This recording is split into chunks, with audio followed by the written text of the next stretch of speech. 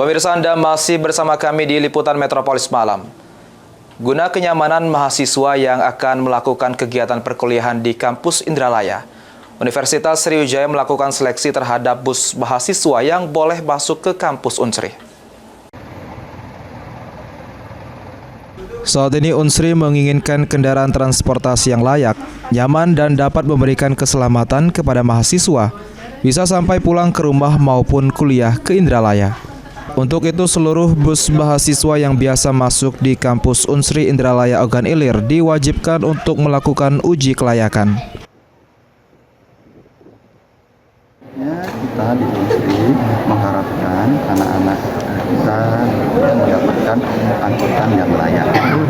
Kita tidak ada melarang-larang sehingga, tapi harapannya adalah angkutan yang mengangkut ya anak-anak kita itu adalah memenuhi standar kelayakan. Ibrahim, salah satu sopir bus mahasiswa yang biasa masuk dan mengangkut mahasiswa pulang ke Palembang, mengaku terkejut dengan keputusan baru Universitas Sriwijaya karena persyaratan yang diminta terlalu memberatkan. Padahal bus hanya satu kali atau satu red mengangkut mahasiswa untuk ke Palembang. Untuk itu para bus mengikuti uji emisi dan sebagainya untuk mendapat stiker dan masuk ke dalam kampus Unsri mengangkut mahasiswa pulang ke Palembang.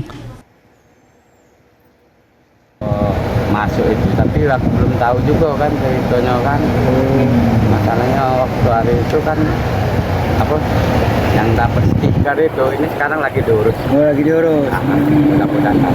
Oh, jadi yang khusus Ini ada stiker dari Unsri, Pak? dari Unsri, Dari Unsri. Ahmad Romawi, PAL TV.